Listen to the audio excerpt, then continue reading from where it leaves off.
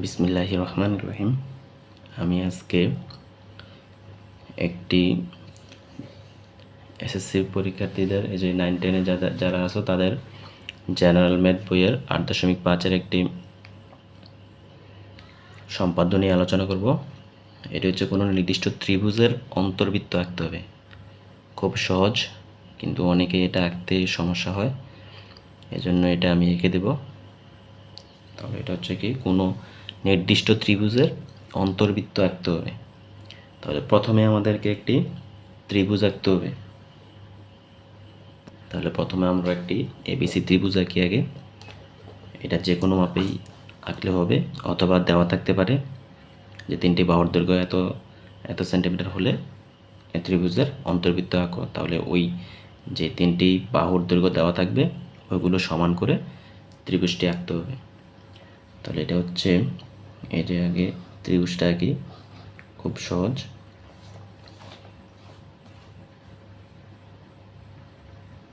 এই যে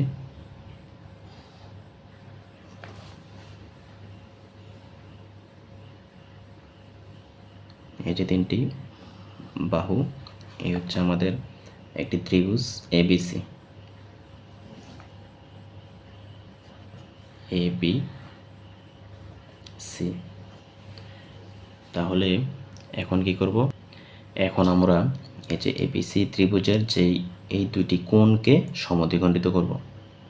এই যে দুইটি কোণ আছে, এই যে এবিসি এই কোণটা আর এসিবি এই কোণটা, যে কোনো দুইটা কোণকে সমদ্বিখণ্ডিত করতে হবে। পরিবৃত্তের মধ্যে দুইটা বাহুকে সমদ্বিখণ্ডিত করছিলাম, আর এখন হচ্ছে আমরা অন্তর্বৃত্ত আঁকার সময় দুইটা বাহুকে দুইটা কোণকে সমদ্বিখণ্ডিত করব।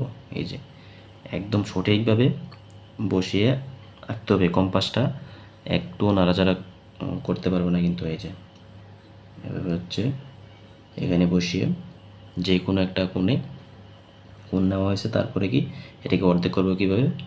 এই যে অর্ধেকের বেশি ব্যাসার্ধ নিয়ে, এই যে অর্ধেকের বেশি ব্যাসার্ধ নিয়ে এতটুকু নিয়ে দুইটা বৃত্তচাপ আঁকতে হবে। এই যে এইভাবে দুইটি বৃত্তচাপ আঁকতে হবে। সেমভাবে এটা যেভাবে আঁকছি ঠিক এখানেও সেমভাবে আঁকতে হবে। এই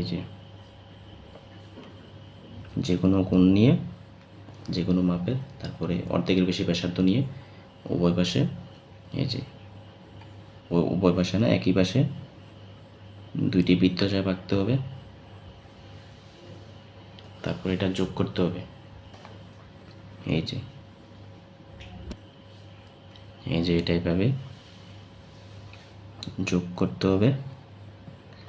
তারপরে ওইটাও যোগ করতে হবে এইভাবে।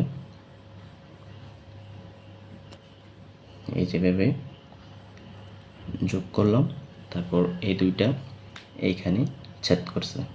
এটা হচ্ছে কি ও বিন্দুতে ছেদ করছে। তাহলে এইখান থেকে ও বিন্দু থেকে, এই যে দেখো এটা অনেকে ভুল করে, এখান থেকে যে কোনো মাপে এই যে এভাবে ব্যাসার্ধ নিয়ে তারপরে কি করতে হবে? এই যে এটা যে এখানে ছেদ করছে এখান থেকে, এই যে এখান থেকে এইভাবে দিতে হবে, লম্ব আঁকতে হবে। তারপরে কি এইখান থেকেও এই যে লম্ব আঁকতে হবে। তাহলে তোমরা ভিডিওটা ভালো করে দেখো, অবশ্যই বুঝতে পারবা, খুব সহজ। তারপরে কি এটা যোগ করো। এই যে এইভাবে যোগ করতে হবে, এখান থেকে যোগ করতে হবে এতটুকু, অথবা সবটা যোগ করলেও কোনো সমস্যা নেই। ওখান থেকে হবে না কিন্তু, এই যে এখান থেকে এতটুকু পর্যন্ত। তারপরে এই যে এখান থেকে বসিয়ে এতটুকুর সমান ব্যাসার্ধ, এই যে এটা সমান ব্যাসার্ধ নিয়ে একটি বৃত্তচাপ আঁকবো, খুব সহজ। এই যে এখান থেকে বসিয়ে এতটুকুর সমান ব্যাসার্ধ নিয়ে একটি বৃত্তচাপ আঁকবো। এই যে এইভাবে,